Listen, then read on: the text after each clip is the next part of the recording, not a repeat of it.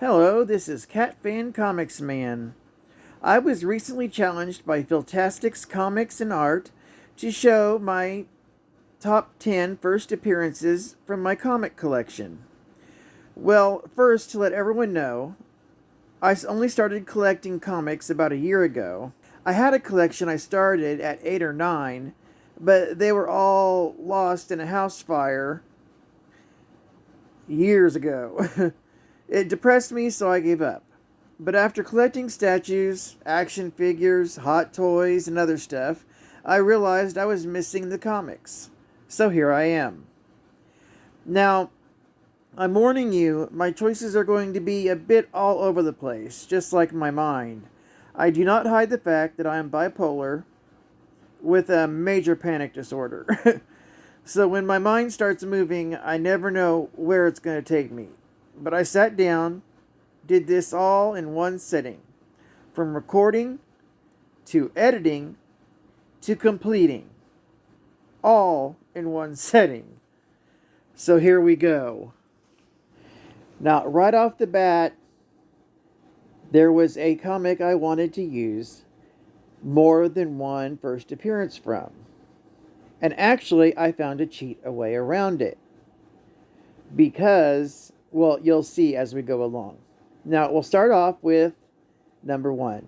Marvel Legacy number 1 from November 2017. The Art Adams exclusive. And if you noticed, it's signed by Art Adams. Now, this is the first appearance of the very first Ghost Rider ever. Now, an ancient cave boy whose entire tribe was killed and eaten by a Wendigo. That Wendigo left him alive, naming him Ghost. Well, Ghost, after being tricked, became bonded to the spirit Vengeance. He quickly became friends with a woolly mammoth that he imbued with hellfire, becoming the first Ghost Rider. The only difference between the first and the current Ghost Rider is that the first Ghost Rider could control and animate the bones of the dead. Now here's how I get around my workaround. My second first appearance comes from Marvel Legacy number 1, cover B, from November 2017. The Art Adams exclusive. If you notice, the covers are different. Now, this, I'm using the first appearance of Firehair, the very first ever mutant human to host the Phoenix Force. See, she also became Odin's lover and recently discovered to be the true mother of Thor. Firehair was sacrificed by her tribe, being left to die alone in the burnt place. Well, she was taken in and raised by a family of wolves until she was found by a group of mutants led by Highwalker. They called their tribe the Tribe with No Fear. And that concludes number 2 of my first appearances. Now on to my number 3. Now here is where I kind of might lose some people. I skip around a little. My number 3 choice is The Human Fly, number 1, from September of 1977. Now this comic was taglined, "The wildest superhero ever because he's real." This is the first appearance of The Human Fly. This comic and superhero was based on a man, Rick Rojat, from North Carolina, who survived an auto accident that claimed the life of his wife and children. He went on to perform stunts to raise money for children with disabilities. In the comics, he teamed up with many other superheroes such as SpiderMan, Ghost Rider, in fact, White Tiger, and even Daredevil. Now, my number 4, I will just straight up tell you, I don't know a lot about. It's from DC Comics, It is Naomi #1, third print from April 2019. The first appearance of Naomi, a teenage girl with extraordinary powers. She later becomes known as Powerhouse, not only in comics, but also on the CW. She is considered a metahuman and has superhuman strength, durability, flight, energy manipulation, and projection. As you can see, I had to fill a few spots. Now on to number 5. Now, my number 5 is The Boys #1, the Bandbox exclusive signed by Garth Ennis, second print from 2021 from Dynamite Comics. Now, this one I can pretty much skim over because everyone knows about it. It's the first appearance of the Boys, led by Billy Butcher, an elite CIA squad created to police and control a corrupt and very, very reckless superhero community that was eventually adopted into an Amazon television series. Now, on to number 6. Now, my number 6 is Thor 339 from October 1983. It was the first appearance of the mighty Hammer Stormbreaker. Now, Beta Ray Bill won the right to Mjolnir in a fight with Thor, a worthy fight with Thor. But Bill was feeling guilty since it was rightfully Thor's hammer. So Odin had the dwarves of Nidavellir create a new hammer crafted from the same Uru metal, and thus became Stormbreaker, Beta Ray Bill's new hammer. On to number 7. We have The Amazing Spider-Man number 67 from December of 1968.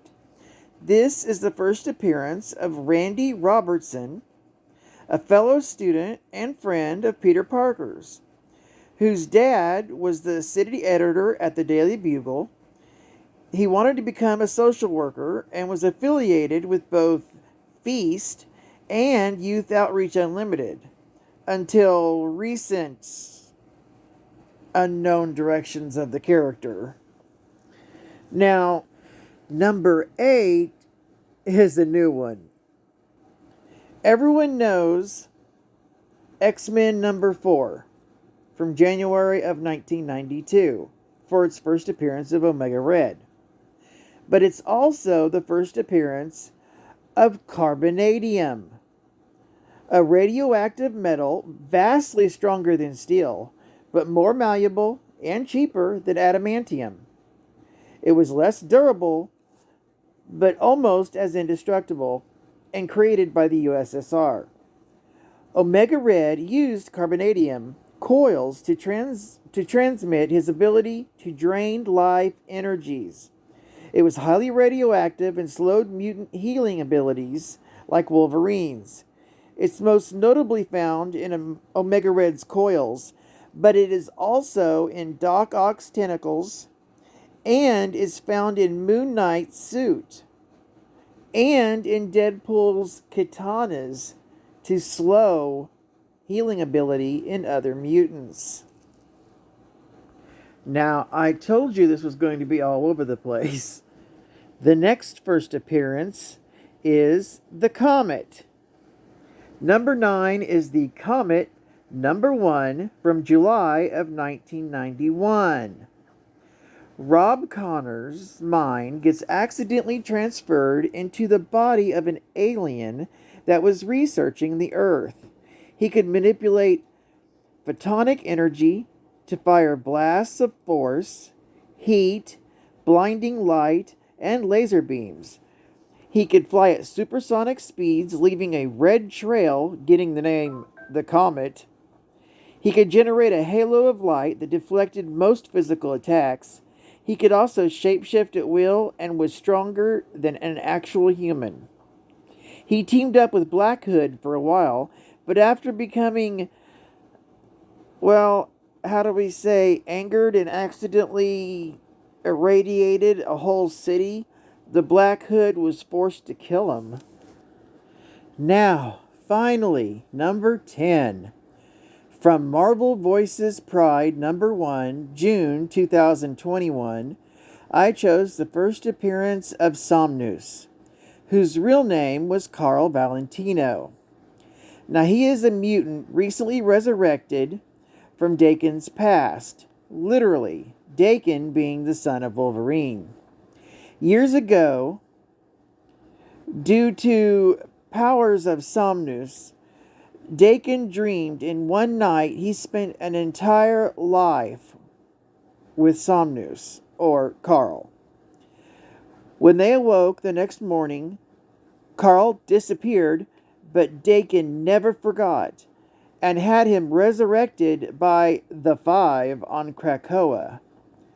Carl, becoming Somnus for his name, is a mutant with the ability to enter, broadcast, and control dreams at will.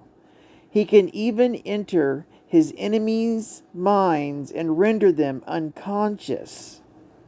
With enough control, he can trap telepaths who try to enter his mind. Now he is currently a member of the Marauders team. Well, thank God, that completes my challenge from Philtastic's Comics and Art. And I think I'll pass this torch along to Neil's Comics and Video Games and let him take a stab at it. This was Cat Fan Comics Man. See you on the flip side. Over and out.